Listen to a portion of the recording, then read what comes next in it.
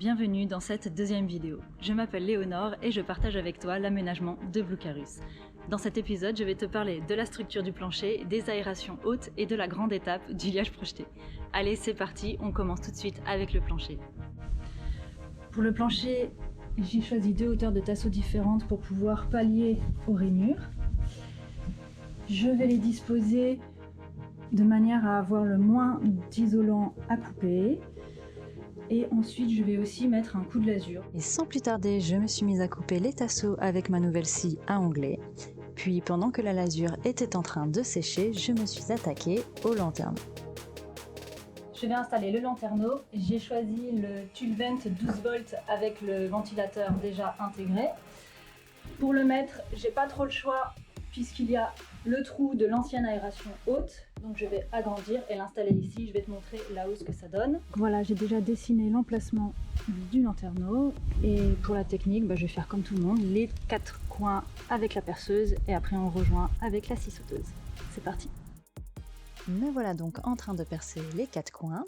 J'ai tenté la scie sauteuse avec laquelle ça a été un lamentable échec, comme tu peux le voir. J'ai donc décidé d'utiliser la meuleuse avec laquelle tout s'est bien passé. Puis j'ai mis du silicone sur le lanterneau que je suis venue fixer à la partie intérieure que tu verras plus tard dans la vidéo. Le lanterneau est posé. Là pour l'instant j'ai un joint noir que tu vois qui a été fait avec le Sika 710 TX qui reste mou. Du coup ça me permet de pouvoir le travailler encore maintenant. En fait il va tout le temps rester mou pour pouvoir pallier les vibrations, enfin bref, voilà, c'est ce qui est recommandé. Et par-dessus, je suis venue à poser le silicone 521 UV qui, comme son nom l'indique, résiste très bien au rayonnement solaire et permet une meilleure imperméabilité dans le temps. Voilà, c'est fait. C'est pas parfait, il y a des petits défauts, mais dans l'ensemble, je pense que ça va le faire. Et voici ce que ça donne de l'intérieur. Et bonne nouvelle, après 3 jours de très grosses pluies, je n'ai aucune infiltration d'eau à ce niveau. Je vais continuer avec le toit et notamment les aérations permanentes. Parce que pour le VASP, je dois avoir 125 cm² d'aération permanente. Mon lanterneau fait seulement 100. Je vais donc rajouter ce petit aérateur là qui s'appelle UFO et qui ressemble à une soucoupe volante. J'adore le style. Et celui-ci fait 30 cm² d'aération, donc ça va être bon pour les 125. Je vais le mettre ici. Il faut savoir que sur Blucarus, j'ai plein de trous partout dans la carrosserie suite à la dernière installation qui arrive. Donc je vais le mettre ici, ça rentre pile poil. Et en plus, j'ai choisi cet aérateur là parce qu'il est assez fin, comme tu peux le voir. Et ça me permet en fait de le mettre sous les panneaux solaires. Et c'est parti pour faire le trou à la scie cloche. Je suis venue ensuite nettoyer et mettre de l'anti-rouille, puis poser les 2 bagues en PVC qui empêchent l'eau de rentrer dans le fourgon. Prochaine étape, boucher les trous que j'ai dans le plancher. Tu peux voir que j'en ai ici. J'en ai pas beaucoup, je crois environ 8 ou 6.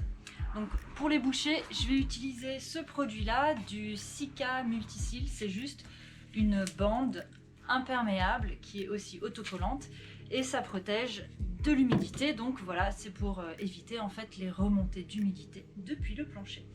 Et quand c'est terminé, ça donne ça. Voilà, je vais te montrer comment je fais. Dans cette étape, comme tu peux le voir, il n'y a rien de bien compliqué. J'en profite donc pour te dire que si tu aimes ce contenu, tu peux également me suivre sur mon compte Instagram Blucarus et aussi t'abonner à la chaîne et pourquoi pas mettre un pouce bleu histoire de soutenir mon travail.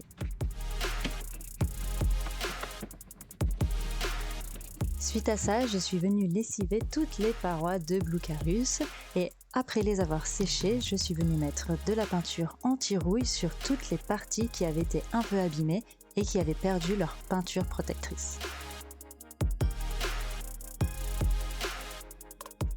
Ensuite, pour la première partie de l'isolation, je suis venue recouvrir à l'aide de bâches et de scotch tout ce qui ne doit pas être recouvert de liège projeté.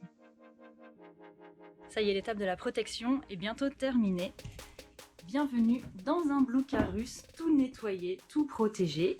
Tu peux voir que j'ai déjà mis le plancher en fonction de la largeur de mes panneaux de biofib afin de les couper le moins possible. Sous mes tasseaux va venir le scotch de protection pour que la colle des tasseaux adhère mieux sur le plancher et non pas sur le liège projeté. Et j'ai essayé de vraiment protéger le plus possible. J'ai aussi anticipé là où je vais mettre le scotch du frein vapeur. Ça, je n'y avais pas du tout pensé. C'est Luc que je remercie qui m'a dit de faire ça parce qu'après le scotch évidemment colle moins sur le liège. Et c'est parti pour la fameuse étape du liège projeté.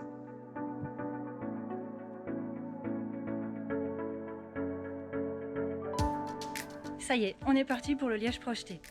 Alors j'ai tout préparé. Le liège projeté, c'est une étape qui me fait très peur, que je redoute depuis le début.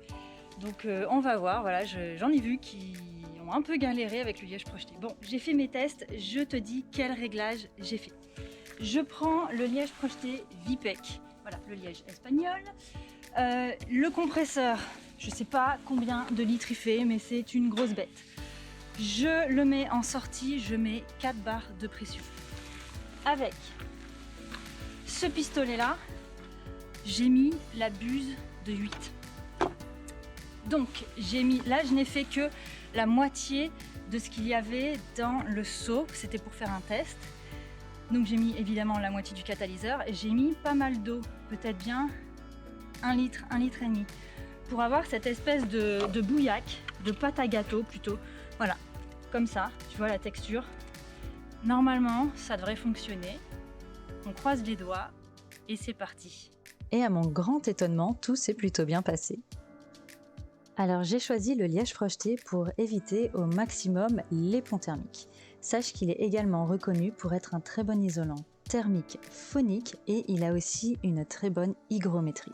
Alors, jour 2 du liège projeté, je n'ai pas fini la première couche hier parce qu'il commençait à faire trop sombre. Là, ce matin, il fait un froid de loup, je vais te montrer. Voilà, j'ai fait donc presque toutes les parois. Il y a quelques petites retouches à faire. Et il me reste surtout du coup la capucine et tout le sol. Et me voilà en train de me rééquiper pour finir cette première couche de liège projeté.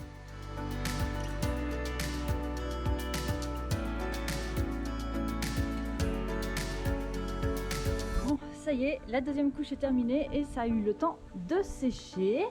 Voilà, malgré le froid, avec le vent, ça a pu sécher en 2-3 jours. Et j'ai donc attaqué de suite la deuxième et dernière couche de liège projeté.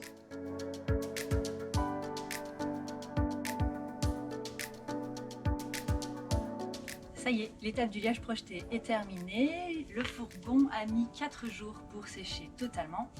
Et donc, je voulais t'expliquer comment j'ai fait et te donner quelques petits conseils si tu en as besoin. Je rappelle que j'ai utilisé le liège de la marque Vipec qui se présente comme ceci. Tu auras le catalyseur et une bouille de liège dans un sac. Donc pour Blucarus, qui je le rappelle est un fourgon de format H2L2 avec 3 grandes fenêtres, j'ai utilisé 3 pots et demi, un peu plus qu'ennemi. Et pour le liège, il faut savoir que ton pire ennemi vont être les grumeaux parce que ça va venir s'accumuler à l'intérieur de ton pistolet, ça va tout boucher, le liège ne va pas bien passer dans la buse, ça va être une galère.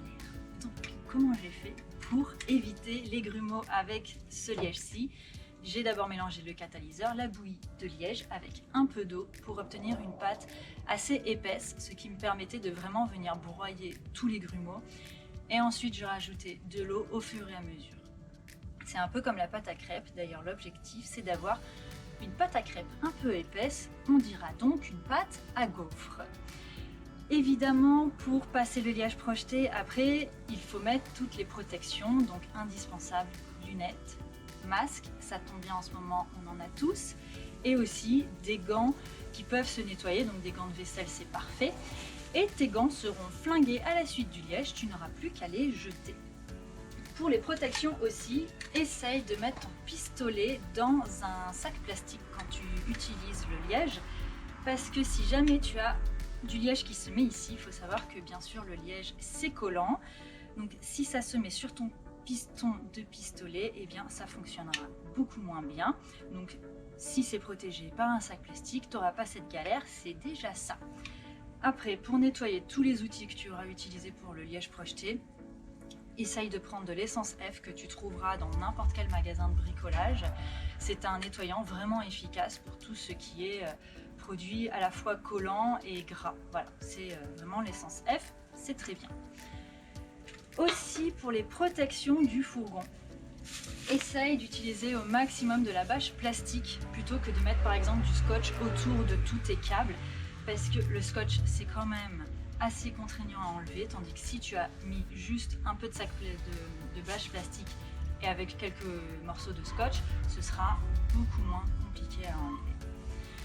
Voilà, je crois que c'est terminé pour le liège. Maintenant on passe au meilleur, c'est d'enlever les protections.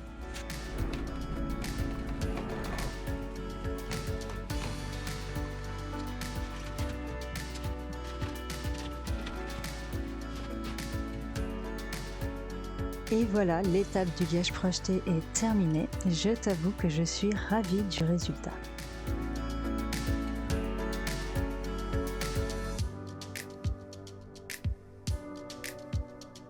De retour sur le toit du fourgon pour finir d'installer l'aération haute. Donc je te montre, j'avais déjà installé la bague extérieure qui maintient la bague intérieure, le tout avec la moustiquaire. C'est maintenu par 3 vis. J'ai mis beaucoup de mastic pour éviter toutes sortes d'infiltrations d'eau. Par-dessus vient la soucoupe volante. Je suis censée, tu vois, l'attacher avec 4 vis. Mais qui dit vis, dit trou dans la carrosserie et encore possibilité d'avoir des infiltrations d'eau. Je vais donc l'installer avec du mastic, le 552 AT. Et tu vois, là, il y a des trous pour permettre à l'eau, une fois qu'elle est passée à l'intérieur, de s'évacuer. Et pour éviter que le mastic ne vienne boucher ces trous, je me suis fait un outil digne de la NASA pour pouvoir venir les déboucher tout simplement. Et voici ce que ça donne. Je vais maintenant coller la structure du plancher. J'ai aussi rajouté des renforts à certains endroits où je sais qu'il va y avoir du poids. Par exemple ici, ce sera la batterie donc qui fait 60 kg sur un tout petit volume, donc j'ai préféré renforcer. Et ici, normalement, j'aurai ma bouteille de gaz, donc de même, j'ai préféré rajouter des renforts pour ma structure en tasseau. Me voilà donc en train de coller les tasseaux sur la carrosserie qui avait été laissée à nu grâce aux protections en scotch que j'avais mis au préalable. Et voilà le résultat. C'est tout pour les travaux dans cette vidéo. Personnellement, le liège projeté m'a achevé. Je me requinque donc avec une séance de yoga afin de te retrouver en pleine forme pour la suite de l'aventure. Je te remercie beaucoup d'avoir regardé cette vidéo. Je te dis à la prochaine. Allez, ciao!